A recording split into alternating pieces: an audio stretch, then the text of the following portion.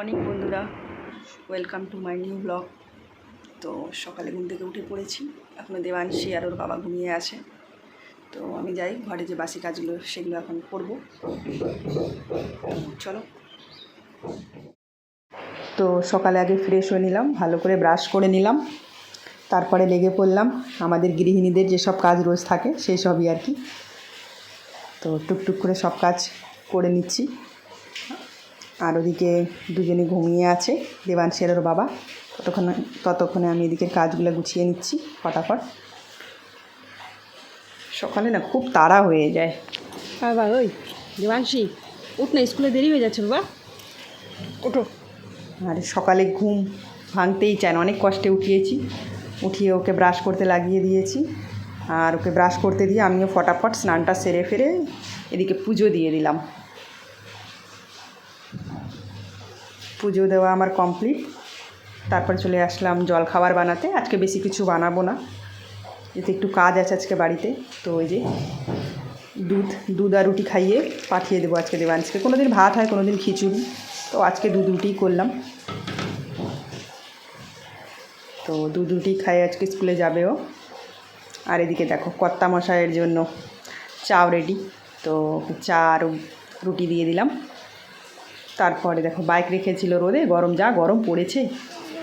তারপরে রেডি হয়ে স্কুল রওনা দিল। Tata, bye bye.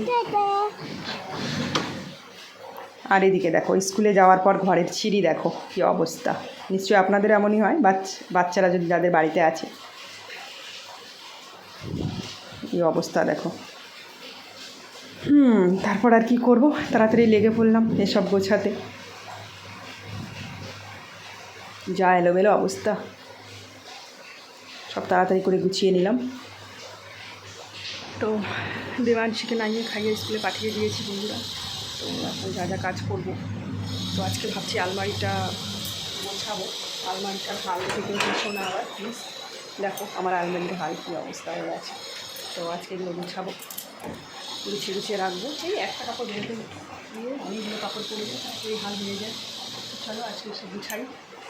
এদিকে মোটামুটি কাজ করার পরে কর্তামশাই বাজার নিয়ে হাজির।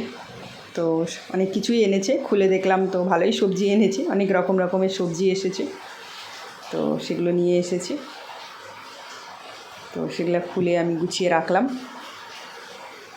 আর এদিকে দেখো মাটন নিয়ে এসেছে, অনেক দিন পর আজকে মাটন আনা হলো। সচরাচর খাওয়া হয় না মাটন, চর্বি থাকে বেশি বলে। তো আজকে এনেছে অনেক দিন পর, তো আজকে রান্না করব। আর এদিকে ফল নিয়ে এসেছে। দেবাংশী না প্রচণ্ড পছন্দ করে ফল খেতে, আর স্কুলে টিফিনে দেওয়া যায় ফল। তো তারপরে দেখো আমি রেডি করে নিয়েছি সব। অনেক দিন থেকে ইচ্ছে করছিল পোলাও রান্না করতে, তো বাসন্তী পোলাও আর মাটন কষা করলাম, বেশি কিছু করিনি। হ্যাঁ এদিকে সাদা ভাত করেছি, দেবাংশী যেহেতু পোলাও পছন্দ করে না, তো ওর জন্য একটু সাদা ভাত করেছি।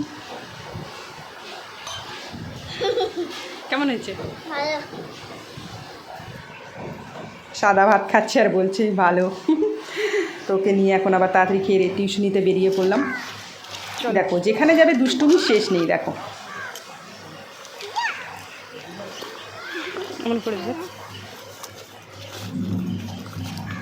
টিউশন নিয়ে ছুটলাম।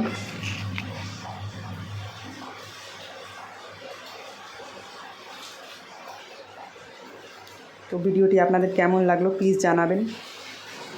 তো আজকের ব্লগটা এখানেই শেষ করছি বন্ধুরা। যদি ভালো লেগে থাকে তো প্লিজ লাইক করবেন, সাবস্ক্রাইব করবেন।